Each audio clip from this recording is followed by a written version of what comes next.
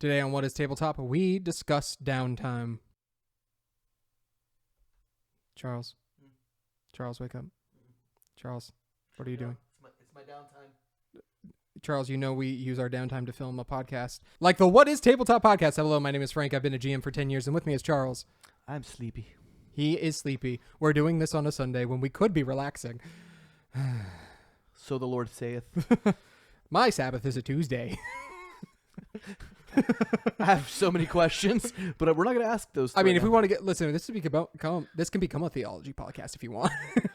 Technically, it doesn't say we have to celebrate the Sabbath on a Sunday. It just means we have to have a Sabbath. But that's fair. Anyway, if you want more Bible facts, there's other YouTube channels, but we are here to talk about all things tabletop RPGs. So make sure you like, comment, and subscribe. That way we can do all the things. Also, if we've hit 1,000 subscribers, put comments in the video of questions that you want answered for our 1,000 video question answer thing. Yeah. One take Frank here. One take Frank. Yes. That's a wonderful nickname for you. It's definitely mostly true. So what are we talking about, Charles? Today, we're going to be talking about Downtime. Downtime. So is that an original? Which one do you think it is? There's several songs that it could be. So Downtown by Macklemore. Yeah, that's. But I'm pretty sure it samples another song that goes downtown. Yeah. So I'm pretty, and that's the one that I remember because my mom played too much Motown when I was young. So moving on. So let's talk about Downtime, and let's talk about where Downtime comes from. Back in the old days, before Frank existed. What are you doing? I'm dicing. Okay, back in the old days, what used to happen is you would go fight in a dungeon. You would claim all of your loot. Yeah, awesome. We have all this loot. What are we going to do with it, right? The natural question of, you have all this gold, what are you going to do with it? You're going to go back to town. You're going to sell it. You're going to gain XP for it. And yeah, that's pretty much it. But like, what are you going to do? Well, maybe you're going to start building a settlement. Maybe you're going to start getting better armor or weapons or stuff like that. Like, sure, maybe you found some in the dungeon, but you're going to probably want to do stuff in the city using the loot you just got. Maybe you want to sell a magic item. Maybe you want to do this or that. And so naturally, what forms from that is Downtime, right? You have the OSR, old school Renaissance version of it, where it's like you are adventurers, you go do the dungeon, eventually you make your settlement, and then you protect that. And now the game becomes about protecting the settlement, and so your Downtime becomes, we're ruling over populace, we're gaining more followers to us, stuff like that. So that is like the original essence of where Downtime. This is going to be tough. I'm going to say that the entire time, aren't I? Yes, I think so. But go on. That's where the Downtime comes from, is basically that. And so it's morphed as more theater kids showed up and as more role players started to get into the hobby. It became more of a like, well, I want to be able to have character progression outside of the combat stuff. So can I have some downtime where I'm going to go see someone for my backstory, or I'm going to be able to interact with this wizard I heard so many words about, or this or that. So let's talk about how to best utilize your downtime. It's kind of hard. I don't know if there's necessarily always a right. I mean, it depends on your group. Yeah. But like, I will say this as a person who really likes the role playing aspect of D&D, man, you got to be careful about how much time you spend per player in downtime. Yes. Because if you're not careful, you could have one player going to a shop and haggling with a person about a +1 dagger that takes 45 minutes of your 2-hour game, and everyone else is mad about it, and then nothing gets done because it's a shopping episode, and then suddenly everyone is mad at Critical Role. I think that's the natural progression of how that works. Yeah, right. So I know with whenever my downtime, I try to think of like what my character would do, like what the important things. So like, let's say I'm playing Dungeons and Dragons 5th edition, right? And I have an artificer. You know, I might want... Hypothetically. Let's just say, hypothetically, it's an exact example of what I used to do. So, yeah. But, yeah, no, I'd want to focus on, you know, what am I going... You know, things I may want to create, interactions I might want to have. Right. Or if I were playing, you know, a rogue, hypothetically. You know, who do I want to steal from? Right. No, I mean, that's the thing. Those are the very basic ideas of it, is like, okay, what is my character's thing? How can I do that thing? Yeah. And then from there, it can be additional things. So like, if I'm the GM, ultimately what I want to do is allow the players to have options in downtime. The last thing you as a GM want to do is to say, all right, guys, you have a week before you leave. What do you do? And everyone go, I want to. Oh, you wanted to? Yeah. Yeah. Oh, you don't want that. No, you don't. Where it's like just awkward silence and no one's entirely sure what to do. You want them to be like, oh, you mentioned this thing, I'm gonna go do this thing, or it's like, oh, hey, here's this thing that I wanted to do before. And so the way as a GM you do that is you set up different options. What I like to do is when a group comes into a village or a important hub for a little bit, I make it obvious that like, okay, you have a mission to complete while you're in there, but while you're like going into it, all of these other things start popping up, right? This is kind of how like Bethesda does their stuff. Yeah. Like their mission queues where it's like you enter into a city, you enter into Megaton and you meet the sheriff and he talks to you, but then he's like, hey, by the way, go get a drink at this place. So now you go get a drink at this place. And now there's another quest that pops up and another quest that pops up. Yeah. And you kind of want that to happen where it's you enter into this place and they have one goal, but then all these other things start popping up. All these other ideas start getting at them. Maybe it could be something as simple as, oh, hey, Charles, you remembered that this is where your best friend from your backstory lives. You're like, I got to go say hi to my best friend. Or it's something as simple as there's a wanted poster with the rogue on it because he's stolen too much. And the rogue's like, I hide that before anyone else in the party notices. And maybe I should go get a disguise kit. Yeah. So kind of like developing a purpose for that downtime, like allowing your players to kind of, again, sounds more of a role play heavy type situation. Right. Typically. I mean, that is kind of what downtime is. You can use downtime to like make your skills increase and stuff like that. Some games do offer that. For example, Traveler has it to where like, okay, over the course of weeks, you could increase the skill. And this is how long it takes during downtime. And so you're going to have to take 8 hours plus during a time in order to increase the skill in order for it to get you to get an extra +1.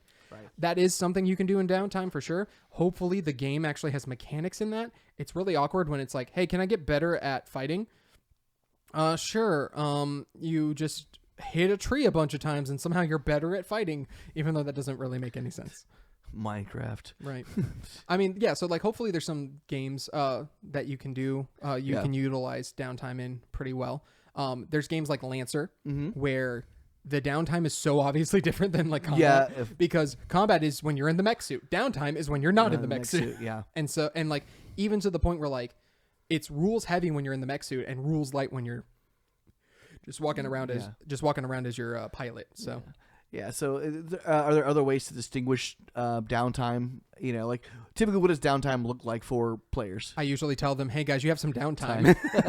Yeah, pretty what do you want straightforward. to do? Yeah. I think there is this idea that there's some people who are like, oh, but I see how all these other actual plays do it. And it's just so seamless. And it's like, they don't even have to say anything. They all just know. And it's like, well, one, recognize how long have those people been playing with each other? They probably do have this methodology of like, we've done this enough times. We know when we're in downtime mode or when this or that's going to happen, right? There's literally been moments in Critical Role where it's like Matt looked at a player to make sure they were okay and they looked back and they had a quick moment and most of the people, including the viewers, did not notice it. But you could tell they did because they've been playing enough times together. They know each other. They know like, hey, have I gone too far on this? No, I haven't. Awesome.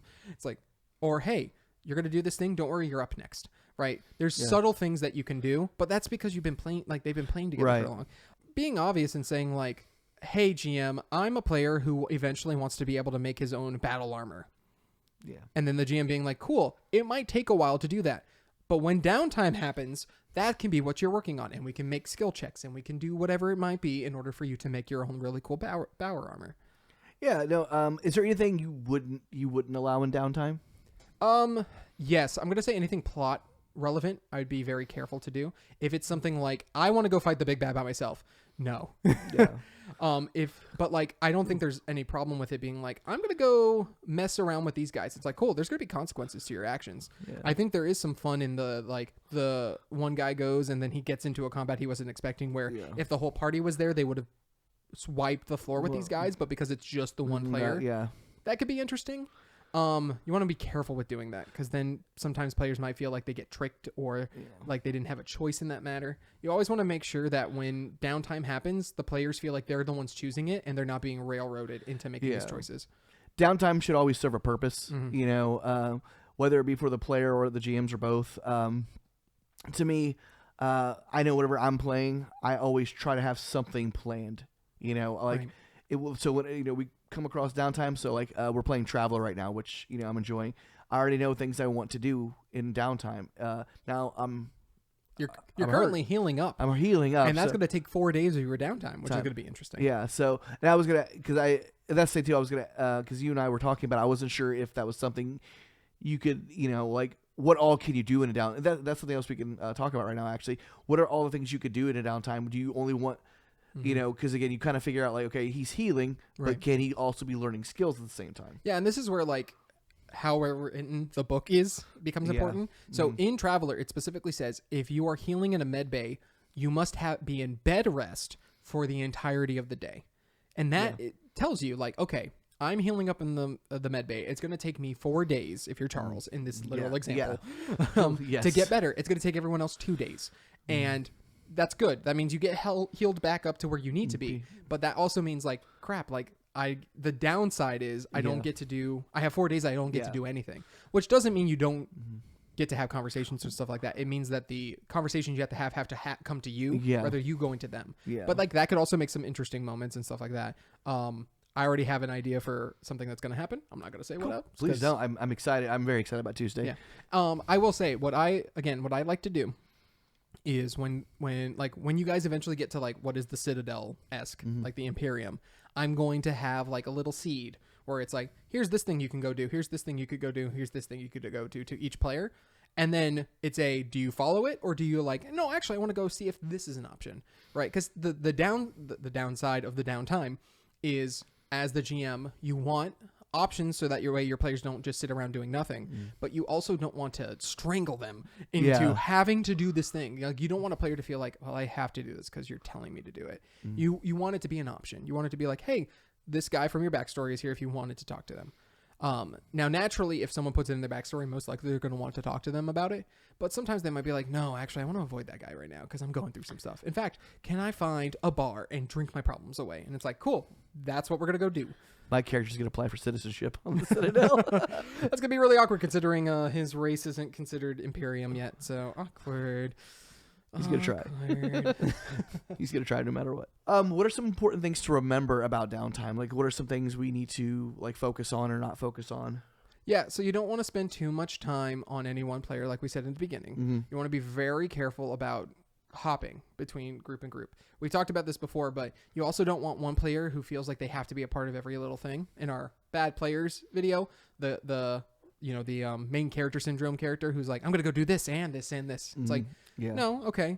You don't have to do that. There is some times where it's like, oh, you two are going to split off. I always make sure it's obvious when that happens, where I'm like, all right, Charles, you're going to go do X. You two are going to go split off together to find Y. All right, and then Evan's going to go do Z. I always make sure to make it obvious. This is what's happening. We're all in agreement. All right. Now let's start figuring out what each person's doing. Yeah. And I think from a player perspective, you have to also recognize, like, when downtime happens, it's happening to the other players. So, like, you don't have to be engaged per se, but you shouldn't be like checked out because something might happen that's important, right, to their backstory. Correct. Or even to like the wider plot at large, where it's like the two party members who are going to buy a new sword walk across a guard who makes a scathing remark about how much they hate the king. It's like, that might be important later if we're playing a politically focused game where it's like, why does the guard hate the king? Shouldn't he be pro-king? What's going on here? Stuff like that should be important to pay attention to and stuff like that. Now, granted, that's where you can get into the awkward thing that is known as metagaming, where like something happens to a character and you're like, oh man, if I was there, it wouldn't be happening that way. Yeah. One of my favorite examples is in Critical Role. Grog, in the first campaign, Grog is going to barter, and he's an idiot, like 6 intelligence. Grog, and he's like, all right, I'm going to trade this, and it's like, I want 10 scales. What about if I give you 11? Like, he's intentionally trading back. Great role playing by Travis. His wife, Laura Bailey, furious. She's like, no, you're going down. He's like, you're not here. I love it. That's great. So like, you can have moments like that where, like, if you're not careful, right, maybe someone hears something important and it's like, I have to be, my character's learning this and I have to tell Charles's character. Yeah. But I have to be the one to tell Charles's character. So if my character forgets to tell Charles's character, that sucks to be Charles. Yeah. No, that's something I know I've struggled with, especially when I first started playing with you guys, was like, I knew the term metagaming, and that was something you didn't want to do. And like, I can't tell you how many times where it's like, I caught myself. I'm like, oh, this is metagaming. I need to stop talking as if no one else is here, you know, like, or as if I'm there. I'm like, so I like, unless one of the players has said, okay, I tell them all this stuff. I go back to them and tell them all this stuff. I pretend like I don't know. Now, anything. there are ways you can mitigate it where it's like, if the party is made aware that you're going to do this thing, when they get back, you can be like, how did that go? And if they're like, it was fine, that's just a choice. And it's like, it sucks to suck. But like, there are ways you can do it without metagaming. And I think narratively too, I think it's okay for players to do that, actually, to like, you know, like maybe one of the characters is kind of like on a secret, like they're doing like their thing, they like their side mission or whatever, or their main, what they consider their main mission, and they don't want everyone knowing their business. So you'd be like, oh, it went fine. Like, you know, oh, I went to go purchase, you know, rations for the group.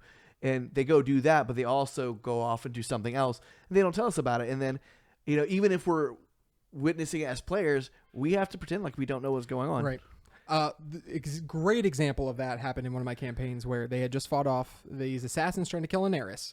The party fights off the assassins, and the heiress starts to get away. One of the characters is like, hey, I'm gonna go home.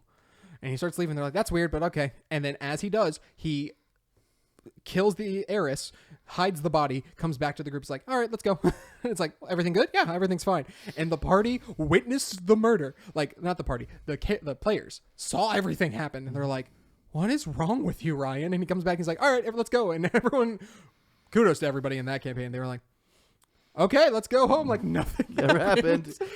That's, you know, again, that's when you know you have a good group and stuff like that. Because again, Again, I like when not everything's going perfect. You know, that really makes the game for me. Because again, if everything's going the way you want to, then it's, you know, what's the point of, you know, it's just like, I'll read a book. I mean, and it's the Alfred Hitchcock of it all too, where it's like you have dramatic irony over the characters. You know something they don't know, and so it's the slow reveal of like, will they eventually be able to figure it out? I have had players who are like, well, I'm going to try to figure it out for you, and it was like, no, guys, like let's not do that. But then there's also times where like situations happen and it was just made obvious. So like we had a player in my college campaign played by Zach Savory who was a chronic liar, and he wanted to be able to lie so well that no one could tell. And so he got put in a zone of truth, and I was like, okay, I don't want to take away his agency and being able to lie. Let me make him roll for it. And he rolled phenomenally in his deception check, that he was somehow able to overcome the zone of truth and lie. The problem is the way he lied about it was he was like, this guy is evil, or this guy is not who we're going after. And the guy who was like, yes, I am. That's too funny. And so then everyone's like, well, clearly we know something's up with this dude if he's able to lie like that. So like, yeah, you can have moments like that. But I know with the zone of truth, isn't that like you don't have to say anything in it though? Correct. Yeah. Okay, so cool. that was his fault. He had the means of being able to lie. Did he know he was in the zone of yes. Okay. Like he had the means of being able to get over it. And that's then too he funny. Walked into the rape. But kudos on you for coming up with an alternative system to give him agency back. Now, I will say, you can have moments. I would have done this in the heiress situation if I had known that's what Ryan was going to do, was to murder the heiress. But as a GM, you are more than welcome to be like, okay, we're going to do some downtime. Charles, you and I, let's go into this other room. And everybody like, yes. What? That was like, that's fun. Okay, come on. And then you just leave, and then the group's just like, what is going on? And that's the great thing when you're playing live, and you know, together people, is a lot easier to you know. Now I know when I play online, I might text somebody. I'm like, hey, this is what I need you to pretend like you don't know this, or that, you know. Right. Yeah. Ultimately, downtime is mostly used for sandbox games and roleplay heavy games. Yeah. But you can also have very interesting interactions with other players. My friend Brett always did this very well, where he would notice a new player come in, and the first thing he would do in downtime was take that character aside in character and be like, let's talk. And so it made the player feel like they got to engage. They started talking in character, and that made them feel very comfortable to then do that with other players. So I'd recommend, if you're like a veteran player who's done this before and you're playing with a bunch of new people, like during some downtime, take someone to the side, right? I always allow for downtime, even if it's something like, okay, you guys are currently traveling. What do you do? Yeah. Like, what are you doing right now? And in the time you wait. So like, for example, in our Traveler campaign, you guys got to load up a ship before you left out. And I'm like, before you guys leave, is there anything you want to do? And everyone's like, no, we're good. I'm like, okay. Like, I would have allowed for that, but I would have also said no in certain situations. Like if someone's like, actually, I want to go talk to this person on the bridge. It's like, well, you're not going to be able to do that. You have to leave in the next few minutes. Okay. Can I talk to one of the other teams before we leave? Yes, you can talk to the second team and Romulus too, and ask them like, what do they think the mission's about? And what are they going on? Stuff like that. that is the nice thing about being in a sandbox, Right. is that I have this second thing going on that you guys have no idea about. There's always something going on in the background. Right. And so if you guys see it and probe into it, you can learn more. I told this to Charles, where my idea of world building is the iceberg model, but you don't start building something until someone's investigating it or asking it. Yes. So like I have all of these alien species, and they definitely have a very complex cultures and religions and economic statuses and all of this. And the only person who's asked me about any of that is Charles. Yeah, no, I'm very invested in my character right now. So like I'm trying to build things because I'm having a lot of fun with this. So we character. fleshed it out, and Charles is like super fun, and I can already tell you're like holding back some things because you're like, I'm gonna save that for later. Yeah, it's good times. Good times. Yeah, and so that's the fun of Downtime, is that you can flesh out the world more. You can flesh out backstories. You can change things from one way to another that was in your backstory. Maybe change it a little bit and like have that be a part of it. You can completely change classes as a part of Downtime. I know with Evan and I, with our character, we started making references. He made movie references, and I made musical references, I think. Yes. And like that's kind of become our thing now. Like we're obsessed with the Earth culture, like Terran culture. But he watched a lot of movies, and I listened to a lot of music. So like we'll make references to songs or movies. And then there was one point in time we switched over, and we had to go back. Yes, like, no, I told you that. Yeah. I was like, you guys can't do that. You're like, yeah, like stick with one thing. I'm like, which is again allowed us to kind of like build that character, and so now in my downtime I have something extra to do. I'm like, I'm listening to some old Terran music. Yeah.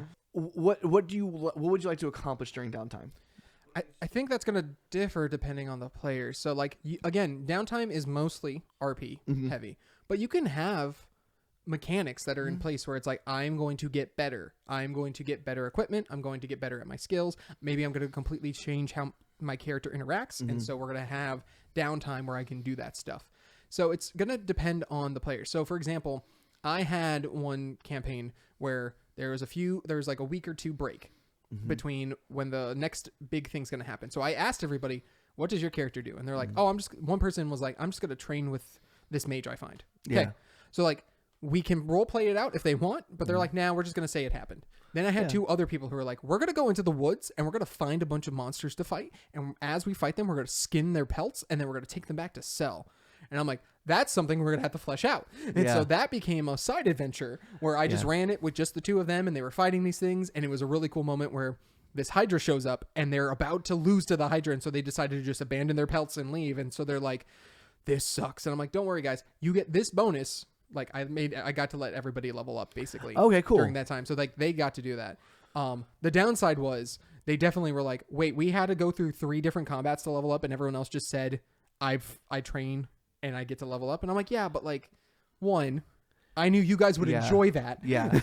2, I'm not going to penalize them just because they're not as creative. Right. Right. Like everyone was going to level up regardless. Yeah. It was going to be the thing. I just wanted them all to at least flavor it to some extent. Yeah. But that's the hard part is knowing when in the downtime to like dig deeper and explore, and when in the downtime to just gloss over and be like, so you do the thing. There's many times where it's like you guys are shopping and I'm like, cool, you shop.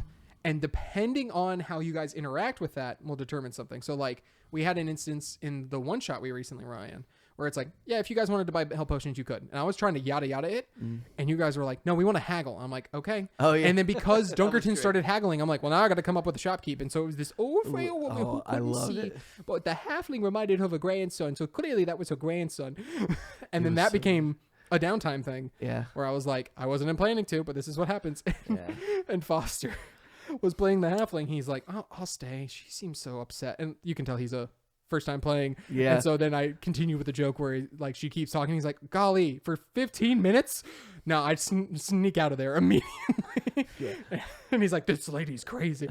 And so then like the joke was we kept cutting back to her. Yeah. Oh yeah. throughout the one shot, which was a fun thing. Yeah. And like, so you can't do that unless you have downtime, right? Necessarily. There are certain things like without downtime, you miss. I think you miss a lot of opportunities to especially with player interactions. I feel, I think downtime's a great time for the characters to interact with each other, like the players to interact with each other. Because I know there's a few times where like Dunkerton, his character would like, oh, I'm gonna ask Charles's character this, or Evan would be like, oh, I want to do this with this character, right? Because lots of times too, if we ever split the party during downtime, usually there's one other person with us. Right. We try not to go off by ourselves typically, because you find out pretty quickly that if you go off by yourself, even during downtime, you're not safe. Yeah. Now, I will say, I remember us having a conversation back when you were doing Fallout, and you were like, man, there's this part of my city that I want you guys to explore, but no one is choosing to explore it. So as a GM, I gave you this advice, and it's true. If you want something to be explored, you have to bring it to the players. Yeah. So like you were telling me it was like some scientist who could create something or something like that, right? Mm-hmm. And I was like, oh, here's what you do. My character has a laser weapon. You have someone who's like, man, that's a nice laser weapon. Did you get it from the scientist? And then my character would be like, excuse you, I made it myself. And he's like, oh, well, it looks just like this guy. I don't know. He's pretty cool. You should probably talk to him. And like, it's very scripted. Yeah. But it's going to get the players to at least being like, huh, that's interesting. And so then how the players react is really like the interesting part. So like my character would have been like, I'm going to go show this guy that I'm better than him, that I'm better at science than him. And my favorite thing about that Fallout game is how basically Dunkerton became king of that. Yeah. The it was so great. I'm like, again, GMing can be a lot of fun, but it's sometimes it's hard to entice players to do certain things. And I was learning that for the first time. And it can be a hard lesson to learn. It's like, but yeah, again, that's why, I came to you for those questions. I was like, how do I get you guys to go do this thing that I want? So I have to, I had to find ways to entice you or bring it to you guys. And during downtime is one of those, optimal times to do that. So. Yeah, and that's the thing. You don't want to have it be forced. Yeah. Because then the players are going to know it's forced. But if you have it just say, like, a person passing by saying, like, oh, that looks like this thing. It's like, huh, that's interesting. Let me think about that. Or even just, a explosion happens in the ward, but everyone seems calmed about it. It's like, whoa, why is everyone calm about this explosion that just happened? Oh, that's the mad scientist. He does that all the time. Mad scientist? We got to go check this guy out. So that's something you always got to keep in mind. And also, again, very important thing. If you give them the bait and they don't take it, it's fine. It is like what it is. you will have other means of being able to get them there. And worst case scenario, that's just something you save in your back pocket for later. So I'm going to kind of talk a little bit about my Kids on Bikes campaign that we're doing. We had our second session last Monday. I'm getting a lot better at like not giving away everything too, because a lot of that game, there's a lot of downtime in Kids on Bikes, especially when you're starting, because again, it's not combat heavy. It's really no combat at all.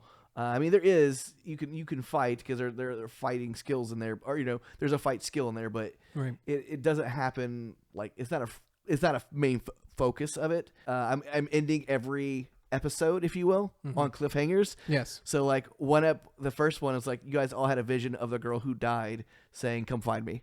Right. No, that's great. And then I was like, "That's where we're in tonight." And then last time, I had them like, I said they had a power outage, and one character is going to her parents' bedroom and she's calling for them. They don't respond.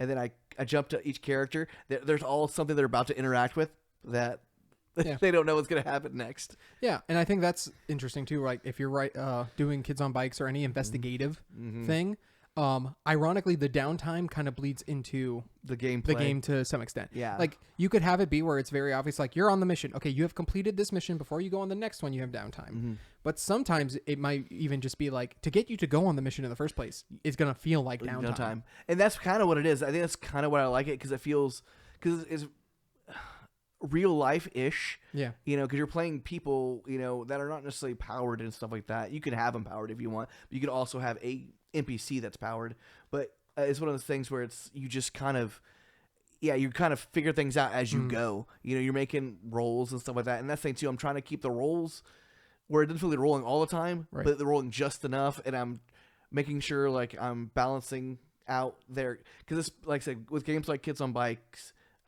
Like you said, everything feels a little bit like downtime until you're in the middle of something else. Right. Yeah. So like when we did a one shot and I was running it, I remember just being like, I'm going to just let you guys do your thing. And I have the idea of where it's going to go. Right. But as you're doing the thing, then X and Y is going to happen. Right. Where it's like, I know at this party, this is where like a cult's going to start to do cult things. At this party, some weird thing's going to happen. So like there's stuff happening in each thing. So depending on what you guys do, is going to determine what aspect of the story you get involved with. Or even we had the second one where you guys were just going to the mall. And I'm like, okay, I got to figure out some way of you guys going to the mall being important to what's going to happen to the story. Yeah. And so that is where improv comes in. But that's different topic for another time. Anything else, Charles? I think we've found a good spot to stop here.